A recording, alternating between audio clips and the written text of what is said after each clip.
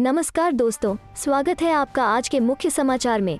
सबसे पहली बड़ी खबर में आपको बताएंगे, सुप्रीम कोर्ट के ईमेल से सबका साथ सबका विश्वास स्लोगन और प्रधानमंत्री की तस्वीर हटाई गई। इसी के साथ दूसरी बड़ी खबर में जिक्र होगा कि बिहार जाति जनगणना पर आर पार के मूड में तेजस्वी, बोले 3 दिन में जवाब दे सीएम, नहीं तो हम बनाएंगे एक्शन प्लान। तीसरी बड़ी खबर में आपको बताएंगे कि महागठबंधन पार्टियां किसानों द्वारा बुलाए गए भारत बंद का समर्थन करेंगी। तेजस्वी दोस्तों, हर एक खबर की गहराई में आपको ले जाएंगे, लेकिन उससे पहले अगर आपको भी ऐसा लगता है कि भाजपा की उल्टी गिनती शुरू हो चुकी है तो आप अभी इस वीडियो को लाइक कीजिए और इस लाल बटन को दबाकर चैनल को सब्सक्राइब करके घंटी बजाइए और कमेंट में लिखिए जय हिंद। सुप्रीम कोर्ट के ईमेल से सबका साथ सबका विश्वास स्लोगन और प्रधानमंत्री की तस्वीर हटाई गई। जी हाँ दोस्तों, सुप्रीम कोर्ट के आधिकारिक ईमेल से सबका साथ सबका विश्वास स्लोगन और प्रधानमंत्री की तस्वीर हटा दी गई है। सुप्रीम कोर्ट ने शीर्ष अदालत के आधिकारिक ईमेल में सबका साथ सबका विकास के नारे के साथ साथ प्रधानमंत्री की तस्वीर संलग्न होने पर कथित विवाद को खत्म करने के लिए एनआईसी को उन्हें हटाने और शीर्ष अदालत की तस्वीर लगाने को कहा है। शीर्ष अदालत के सूत्रों ने बताया कि नारा और तस्वीर अनजाने में राष्ट्रीय सूचना विज्ञान केंद्र एनआईसी द्वारा डाली गई थी। एक आधिकारिक सूत्र ने कहा, कल देर शाम सर्वोच्च न्यायालय की रजिस्ट्री के ध्यान में लाया गया कि शीर्ष अदालत के आधिकारिक ईमेल में नीचे की तरफ एक छवि है जिसका न्यायपालिका के कामकाज से कोई संबंध नहीं है। उन्होंने कहा कि उच्चतम न्यायालय से आने वाले ईमेल से उस छवि को हटाने का निर्देश दिया गया था, जिसे एनआईसी ने उन्हें शीर्ष अदालत की तस्वीर के साथ बदल दिया है। एक अधिकारी ने ईमेल का स्क्रीनशॉट भी साझा किया, जिसमें नारे और प्रधानमंत्री की तस्वीर के बजाय अदालत की तस्वीर थी। एनआईसी शीर्ष अदालत को ईमेल सेवाएं प्रदान करता है। उन्होंने कहा कि कुछ लोगों ने अनजाने में हुई गलती पर विवाद खड़ा करने की कोशिश की। चलते हैं अगली खबर की तरफ। बिहार जाति जनगणना पर आर पार के मूड में तेजस्वी, बोले 3 दिन में जवाब दे सीएम, नहीं तो हम बनाएंगे एक्शन प्लान। जी हाँ दोस्तों, जाति जनगणना को लेकर राबड़ी आवास पर शुक्रवार रात हुई महागठबंधन की बैठक के बाद राष्ट्रीय जनता दल के नेता तेजस्वी यादव ने बड़ा बयान दिया है। उन्होंने कहा कि महागठबंधन के सभी घटक दलों ने नीतीश कुमार को जातिगत जनगणना पर रुख स्पष्ट करने के लिए 3 दिनों की मोहलत दी है। अगर वे जवाब नहीं देते हैं तो उसके बाद हम लोग अपना एक्शन प्लान बनाएंगे। उन्होंने कहा कि जातिगत जनगणना के लिए हमारी लड़ाई जारी रहेगी। बिहार विधानसभा और विधान परिषद से 2 बार सर्वसम्मति से प्रस्ताव पारित कर केंद्र को भेजा जा चुका है, लेकिन कोई सुनवाई नहीं हुई है। यह बिहार की इच्छा है जो कि राष्ट्रहित में है। मुख्यमंत्री के नेतृत्व में बिहार के सारे दल भी प्रधानमंत्री नरेंद्र मोदी से 23 अगस्त को मिलने भी गए थे। हमने प्रस्ताव दिया था कि अगर केंद्र सरकार जातिगत जनगणना के लिए तैयार नहीं होती है तो राज्य सरकार को अपने खर्चे पर कराना चाहिए। तेजस्वी ने कहा कि देश भर के 80-90% लोग चाहते हैं कि जाति जनगणना हो। तेजस्वी ने कहा कि केंद्र सरकार ने सुप्रीम कोर्ट में हलफनामा दाखिल कर कहा है कि इस बार जातिगत जनगणना नहीं होगी। इससे स्पष्ट होता है कि केंद्र में बैठी आरएसएस विचारधारा वाली सरकार जातीय जनगणना नहीं करवाना चाहती है। तेजस्वी ने कहा कि जातिगत जनगणना होने से यह भी पता चलेगा कि आरक्षण में किन जातियों को लाना है और किन जातियों को नहीं लाना है। वहीं तेजस्वी यादव ने कहा कि महागठबंधन की सारी पार्टियां भारत बंद का समर्थन करेंगी। उन्होंने कहा कि हम लोग 27 सितंबर को किसानों के भारत बंद का सक्रिय समर्थन देने की घोषणा करते हैं। चलते हैं अगली खबर की तरफ। महागठबंधन पार्टियां किसानों द्वारा बुलाए गए भारत बंद का समर्थन करेंगी। तेजस्वी जी हाँ दोस्तों, बिहार की राष्ट्रीय जनता दल यानी आरजेडी ने आगामी 27 सितंबर को 15 राज्यों में भारत बंद में शामिल होने का ऐलान किया है। आरजेडी नेता तेजस्वी यादव ने शुक्रवार को कहा कि सभी महागठबंधन पार्टियां 27 सितंबर को किसानों द्वारा बुलाए गए भारत बंद का समर्थन करेंगी। वहीं जाति जनगणना को लेकर तेजस्वी यादव ने कहा कि केंद्र ने सुप्रीम कोर्ट के समक्ष हलफनामा देकर कहा कि वे जाति जनगणना की अनुमति नहीं देंगे, लेकिन यह बिहार और 80-90% भारतीयों का सचेत निर्णय है कि जाति की जनगणना होनी चाहिए। तेजस्वी यादव ने कहा कि यह जाति आधारित जनगणना राष्ट्रीय हित का है। हमें वैज्ञानिक आंकड़ों की जरूरत है। हम इस बारे में सोचने के लिए सीएम नीतीश कुमार को 2-3 दिन का समय दे रहे हैं। हम उनकी प्रतिक्रिया देखना चाहते हैं और हमें उनके बयान की जरूरत है, जिसके बाद हम अपनी कार्य योजना पर चर्चा करेंगे। आपको बता दें कि इससे पहले सीपीआई ने आगामी 27 सितंबर को 15 राज्यों में भारत बंद में शामिल होने का ऐलान किया। कांग्रेस, राष्ट्रीय जनता दल, झारखंड मुक्ति मोर्चा समेत कई अन्य दल भी इस बंद में शामिल होंगे। सीपीआई ने 3 कृषि कानूनों के खिलाफ आंदोलन कर रहे किसानों के पक्ष में देशव्यापी बंद में शामिल होने का फैसला किया है। सीपीआई महासचिव अतुल कुमार अंजान ने आईएनएस से बातचीत में कहा, 15 राज्यों में पूर्ण बंदी होगी। 3 कृषि कानूनों, सभी कृषि उत्पाद के न्यूनतम समर्थन मूल्य पर खरीद की कानूनी गारंटी, बिजली बिल 2020 की वापसी एवं 4 लेबर कोड रद्द करने की मांग को लेकर किसान संगठनों द्वारा आगामी 27 सितंबर को देशव्यापी भारत बंद के निर्णय पर सारे देश में जोरदार तैयारियां चल रही हैं। अंजान ने केंद्र की मोदी सरकार पर आरोप लगाते हुए कहा कि केंद्र की मोदी सरकार की नीतियों के कारण बढ़ती हुई महंगाई, बेरोजगारी, महिलाओं के साथ अपमानजनक घटनाएं, तालाबंदी, नोटबंदी, आर्थिक संकट और विकास दर के गिरने के खिलाफ तथा मोदी सरकार की सांप्रदायिक नीतियों के विरुद्ध भारत बंद को मजदूरों, ट्रेड यूनियनों, छात्र युवा संगठनों, महिला संगठनों एवं छोटे व्यापारियों, लेखकों, कलाकारों के संगठनों का भी व्यापक समर्थन मिल रहा है। चलते हैं अगली खबर की तरफ। लालू यादव ने भाजपा आरएसएस पर पिछड़े वर्गों से नफरत करने का आरोप लगाया। जी हां दोस्तों, राष्ट्रीय जनता दल राजद के अध्यक्ष लालू प्रसाद ने शुक्रवार को भारतीय जनता पार्टी एवं राष्ट्रीय स्वयंसेवक संघ पर अन्य पिछड़ा वर्ग ओबीसी और आर्थिक रूप से पिछड़ा वर्ग ईबीसी से नफरत करने का आरोप लगाया। उन्होंने यह आरोप तब लगाया है जब एक दिन पहले केंद्र ने उच्चतम न्यायालय में कहा कि पिछड़े वर्गों की जाति आधारित जनगणना प्रशासनिक रूप से कठिन और दुष्कर है और वो जनसांख्यिकी आधार पर इस सशक्त वर्ग की जनगणना प्रक्रिया के तहत गणना करने में सक्षम नहीं है। इस साल जेल से रिहा होने के बाद दिल्ली में रह रहे प्रसाद ने अपने आधिकारिक ट्विटर हैंडल पर भाजपा आरएसएस पर तीखा हमला बोला। बिहार के पूर्व मुख्यमंत्री ने निषेधी में किया। जनगणना में सांप, बिच्छू, तोता, मैना, हाथी, घोड़ा, कुत्ता, बिल्ली, सुअर, सियार सहित सभी पशु पक्षी, पेड़ पौधे गिने जाएंगे, लेकिन पिछड़े अति पिछड़े वर्गों के इंसानों की गिनती नहीं होगी। वाह, भाजपा आरएसएस को पिछड़ों से इतनी नफरत क्यों? जातीय जनगणना से सभी वर्गों का भला होगा, सबकी असलियत सामने आएगी। प्रसाद ने आरएसएस भाजपा पर अन्य पिछड़ा वर्ग ओबीसी और अति पिछड़ा वर्ग ईबीसी के साथ बड़ा छल करने का आरोप भी लगाया।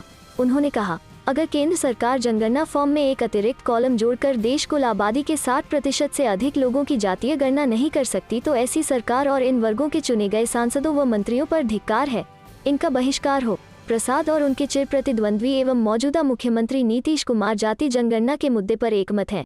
हाल में बिहार से 10 दलों के प्रतिनिधिमंडल ने मुख्यमंत्री नीतीश कुमार की अध्यक्षता में प्रधानमंत्री नरेंद्र मोदी से मुलाकात की थी और जाति आधारित जनगणना कराए जाने की मांग की थी।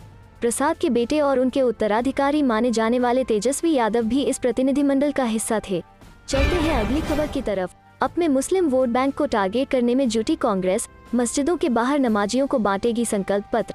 जी हां दोस्तों, उत्तर प्रदेश में विधानसभा चुनाव से पहले अब कांग्रेस ने लोगों तक पहुंचने की कवायद शुरू कर दी है। एक तरफ जहां कांग्रेस चुनावी यात्राओं के जरिए लोगों से कनेक्ट होने का प्रयास कर रही है, वहीं दूसरी तरफ यूपी कांग्रेस इकाई का अल्पसंख्यक सेल भी मुस्लिम समुदाय तक पहुंचने की योजना बनाने में जुटा हुआ है। पार्टी के पदाधिकारियों की माने तो यूपी में 8000 से ज्यादा मस्जिदों के बाहर संकल्प पत्र बांटे जाएंगे। इसका मकसद करीब 35 लाख मुस्लिम आबादी तक पहुँचा है। कांग्रेस के एक पदाधिकारी ने बताया कि योजना के अनुसार हर शुक्रवार को मस्जिदों में जुमे की नमाज अदा की जाती है। इस दौरान काफी संख्या में लोग पहुंचते हैं। कांग्रेस की योजना है कि मस्जिदों के बाहर अल्पसंख्यक सेल के लोगों को लगाया जाएगा, जो कांग्रेस के संकल्प पत्र की प्रतियां उनके बीच वितरित करने का काम करेंगे। इससे कांग्रेस को जन जन तक पहुंचाने में मदद मिलेगी। अल्पसंख्यक सेल के यूपी अध्यक्ष शाहनवाज आलम के मुताबिक 6 सितंबर को संकल्प सम्मेलन की बैठक में इस प्रस्ताव को पास किया गया था कि 16 सूत्रीय संकल्प पत्र को हर विधानसभा तक पहुँचाना है। इसी के तहत कि यूपी में इस तरह का अभियान चलाया जा रहा है। इसके लिए 8432 मस्जिदों को चुना गया है, जहां संकल्प पत्र बांटे जाएंगे। इस अभियान की निगरानी प्रभारियों को सौंपी गई है। उत्तर प्रदेश की 22 करोड़ आबादी में से मुसलमानों की संख्या 19.23% महत्वपूर्ण है। 80 लोकसभा सीटों में से लगभग 20 सीटें ऐसी हैं जिनमें 20% से अधिक मुस्लिम आबादी उम्मीदवारों के चुनावी भाग्य को बनाने या उससे शादी करने में निर्णायक भूमिका निभा रही है। 2014 में कांग्रेस, रालोद, सपा, बसपा और पीस पार्टी जैसे कुछ छोटे धार्मिक संगठनों सहित गैर भाजपा दलों के बीच मुस्लिम वोटों के विभाजन के कारण बड़े पैमाने पर एक भी मुस्लिम उम्मीदवार लोकसभा तक नहीं पहुंच सका। राष्ट्रीय उलेमा परिषद, इसने बस भाजपा और सहयोगियों को भारी जनादेश के साथ यूपी में 73,080 सीटों के साथ चलने में मदद की। नीतीश मोदी के बीच एक ऐसा रिश्ता, मिलने पहुंचे तो पीएम ने 15 मिनट कराया इंतजार, नहीं मानते सीएम की कोई डिमांड। जी हाँ दोस्तों, यूं तो पूरे देश को मैसेज दिया जाता रहा है कि बिहार के मुख्यमंत्री नीतीश कुमार और प्रधानमंत्री नरेंद्र मोदी के बीच गहरी दोस्ती है, लेकिन रियलिटी में कुछ और दिखता है। केंद्र सरकार की ओर से जातीय जनगणना कराने की डिमांड खारिज किए जाने के बाद से पीएम मोदी और सीएम नीतीश के रिश्तों को लेकर एक बार फिर से चर्चाओं का बाजार गर्म है। चर्चा शुरू हो चुका है कि क्या पीएम मोदी और सीएम नीतीश मजबूरी में एक दूसरे का साथ निभा रहे हैं, क्या दोनों इसी ताक में हैं कि मौका मिलते ही एक दूसरे से राह अलग कर लेंगे। बिहार के मुख्यमंत्री नीतीश कुमार ने बिहार विधानसभा में जातीय जनगणना कराने का प्रस्ताव पास कराया। इसके बाद वह नेता प्रतिपक्ष तेजस्वी यादव को साथ लेकर दिल्ली पहुंचे और प्रधानमंत्री नरेंद्र मोदी से मिलकर देश भर में जाति आधारित जनगणना कराने की डिमांड रखी थी। मीडिया में खबरें आई थीं कि सीएम नीतीश जब तेजस्वी यादव समेत तमाम राजनीतिक दलों के प्रतिनिधियों के साथ पीएम मोदी से मिलने पहुंचे तो उन्हें पहले 15 मिनट इंतजार कराया गया। इस मुलाकात के बाद सीएम नीतीश और तेजस्वी यादव समेत तमाम दलों के नेता प्रसन्न थे कि पीएम मोदी ने गंभीरता से उनकी बातें सुनी। इतना कुछ होने के बाद भी केंद्र सरकार ने फैसला लिया है कि वो जातीय जनगणना नहीं कराने जा रही है, क्योंकि केंद्र सरकार ने सुप्रीम कोर्ट में शपथपत्र दाखिल कर बताया है कि जातिवार जनगणना नहीं होगी। सीएम नीतीश और पीएम मोदी की इस मुलाकात के ठीक बाद पहले जेडीयू के वरिष्ठ नेता उपेंद्र कुशवाहा ने नीतीश को प्रधानमंत्री पद के लिए योग्य उम्मीदवार बताया। फिर जेडीयू की बैठक में इसी बात का प्रस्ताव पास कराया गया। हालांकि खुद नीतीश कुमार ने इस बात को नकार दिया था, लेकिन यह बात तो कोई भी समझ सकता है कि बिना नीतीश कुमार की मर्जी के जेडीयू के कुछ हो जाए, ऐसा कहीं से संभव नहीं दिखता है। चलते हैं अगली खबर की तरफ। बिहार पंचायत चुनाव में एक वोट से हार जीत तो दोबारा होगी मतगणना, जाने 2 वोट पर कैसे होगा फैसला। जी हाँ दोस्तों, बिहार पंचायत चुनाव में पहले चरण का मतदान आज जारी है। 10 जिलों के 12 प्रखंडों में वोटिंग कराया जा रहा है। इस बार पंचायत चुनाव में मतदाता और उम्मीदवार की सभी शिकायतों को सुना जाएगा। इसके बाद ही हार जीत का परिणाम घोषित किया जाएगा। हार जीत का फैसला अगर 1 वोट में होने पर चुनाव परिणाम की घोषणा दोबारा गिनती कराने के बाद ही की जाएगी। वहीं 2 वोट से जीत हार होने पर उम्मीदवार की आपत्ति की मेरिट देखी जाएगी। मेरिट के आधार पर दोबारा मतगणना का आवेदन स्वीकार किया जाएगा। चुनाव कार्य में लगे सभी पदाधिकारियों को इस आदेश से अवगत करा दिया गया है। दोबारा मतगणना का आवेदन सिर्फ एक बार ही स्वीकार किया जाएगा। यह व्यवस्था बैलेट पेपर से पंच और सरपंच पद की मतगणना के लिए प्रभावी होगा। निर्वाचन जिलाधिकारी के अनुसार राज्य निर्वाचन आयोग ने मतदान और मतगणना कार्य में पूर्ण पारदर्शिता के लिए दिशा निर्देश जारी किया है। चुनाव कार्य के दौरान यदि किसी लोक सेवक पर प्रत्याशी विशेष के पक्ष में कार्य करने का प्रमाण मिला तो प्राथमिकी दर्ज कराई जाएगी। मतदान अथवा मतगणना को प्रभावित करने वाले दबंग प्रत्याशी के खिलाफ प्राथमिकी दर्ज कर स्पीडी ट्रायल कराया जाएगा। अगर मतदाता कर्मी यदि किसी दबंग प्रत्याशी के पक्ष में कार्य करने की शिकायत मिली तो प्राथमिकी दर्ज करने के साथ विभागीय कार्रवाई भी की जाएगी। चलते हैं अगली खबर की तरफ। तेजस्वी ने नल जल योजना में भ्रष्टाचार पर बोला हमला, कहा अब थक चुके हैं नीतीश कुमार। जी हाँ दोस्तों, बिहार में नल जल योजना के तहत उप मुख्यमंत्री तारकिशोर प्रसाद के रिश्तेदारों को ठेका देने के मामले ने अब तूल पकड़ लिया है। राष्ट्रीय जनता दल आरजेडी के नेता और विधानसभा में नेता विपक्ष तेजस्वी यादव ने गुरुवार को हमला बोलते हुए कहा कि मुख्यमंत्री नीतीश कुमार अब थक चुके हैं। वे क्राइम, करप्शन और कम्युनलिज्म से समझौता करने को तैयार हैं। उन्होंने कटाक्ष करते हुए कहा कि राज्य की नल जल योजना नल धन योजना बन गई है। पटना में तेजस्वी यादव ने एक संवाददाता सम्मेलन को संबोधित करते हुए कहा कि नल जल योजना में जमकर भ्रष्टाचार हुआ है। उन्होंने मुख्यमंत्री को चुनौती देते हुए कहा कि मुख्यमंत्री 50 पंचायतों का नाम बता दें जहां सही ढंग से काम हुआ है। उन्होंने कहा कि इस योजना में कैसा भ्रष्टाचार हुआ है सब जानते हैं। उन्होंने कहा कि आरजेडी के कटिहार के नेता राम प्रकाश महतो ने इसकी जानकारी अगस्त 2020 में ही दी थी। उसके बाद मुख्यमंत्री को पत्र लिखकर भी उन्होंने योजना में गड़बड़ी की शिकायत की थी। बता दें कि नल जल योजना में उप मुख्यमंत्री तारकिशोर प्रसाद के साले, बहू और रिश्तेदारों को करीब 53 करोड़ रुपए का ठेका दिए जाने का आरोप लगाया गया है। तेजस्वी यादव ने आरोप लगाया कि सिर्फ तारकिशोर प्रसाद ही नहीं बल्कि जेडीयू और बीजेपी के अन्य कई नेताओं और उनके संबंधियों को भी नल जल योजना के तहत लाभ पहुंचाया गया है। उन्होंने कहा कि जिन कंपनियों को इस योजना के तहत कटिहार में ठेका दिया गया है उसके पते पर कंपनी का कोई साइन बोर्ड तक नहीं है। उन्होंने नियम का हवाला देते हुए कहा कि ठेका उन्हीं को मिलता है जिन्हें सरकारी कार्य का अनुभव होता है, लेकिन कटिहार में डिप्टी सीएम के रिश्तेदारों की जिन कंपनियों को ठेका दिया गया है उन्हें कोई अनुभव नहीं है। तेजस्वी ने कहा कि इस मामले के प्रकाश में आने के बाद उप मुख्यमंत्री कह रहे हैं कि बिजनेस करना बुरी बात नहीं है। ठीक है, बिजनेस करना बुरी बात नहीं है, लेकिन भ्रष्टाचार करना ही इनका बिजनेस है। तेजस्वी ने मुख्यमंत्री पर निशाना साधते हुए कहा कि भ्रष्टाचार को नीतीश कुमार का प्रोटेक्शन और एक्सेप्टेंस है। चलते हैं अगली खबर की तरफ। नीतीश ने उप मुख्यमंत्री से भ्रष्टाचार के आरोपों को स्पष्ट करने को कहा। जी हाँ दोस्तों, बिहार के मुख्यमंत्री नीतीश कुमार ने कथित तौर पर उप मुख्यमंत्री तारकिशोर प्रसाद से अपने खिलाफ लगे भ्रष्टाचार के आरोपों को स्पष्ट करने को कहा है। प्रसाद को अपना रुख स्पष्ट करने के लिए मुख्यमंत्री के एक ऐनी मार्ग स्थित उनके सरकारी आवास पर पेश होने के लिए कहा गया था।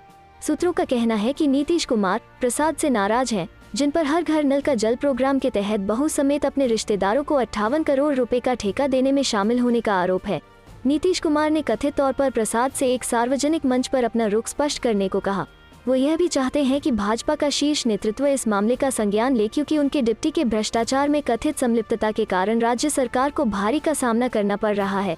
इससे पहले विधानसभा में विपक्ष के नेता तेजस्वी यादव ने कहा था कि कथित घोटाले का पता राम प्रकाश महतो ने अगस्त 2020 में लगाया था। उन्होंने फरवरी 2021 में नीतीश कुमार को एक पत्र भी लिखा, लेकिन फिर भी मुख्यमंत्री ने संज्ञान नहीं लिया। यादव ने कहा, कानून के मुताबिक ठेका विशेषज्ञ कंपनियों या ठेकेदारों को दिया जाना चाहिए। इस मामले में नीतीश कुमार सरकार के मंत्रियों ने अपने ही रिश्तेदारों को ठेका दिया है। तारकिशोर प्रसाद ने बहू, बेटी उसके पति को ठेका दिया है। उन्होंने कहा, पीएचईडी विभाग वर्षों से भाजपा के अधीन है। पहले सुशील कुमार मोदी पीएचईडी, अब तारकिशोर प्रसाद का प्रभार संभाल रहे थे। नीतीश कुमार अपने कनिष्ठ मंत्रियों को संरक्षण दे रहे हैं, जिससे घोटाले हुए। लोजपा नेता चिराग पासवान ने भी नीतीश कुमार पर हमला करते हुए आरोप लगाया कि उनकी सरकार के सभी मंत्री भ्रष्टाचार में लिप्त हैं। उन्होंने कहा, 7 निश्चय योजना, जो कि नीतीश कुमार की परियोजना है, वास्तव में भ्रष्टाचार की जननी है। उनके मंत्रिमंडल में एक भी मंत्री ने रिश्तेदारों को सरकारी ठेके देने से नहीं रोका है। मुख्यमंत्री हमेशा जीरो टॉलरेंस की बात करते हैं, लेकिन उनके मंत्री भ्रष्टाचार में शामिल हैं।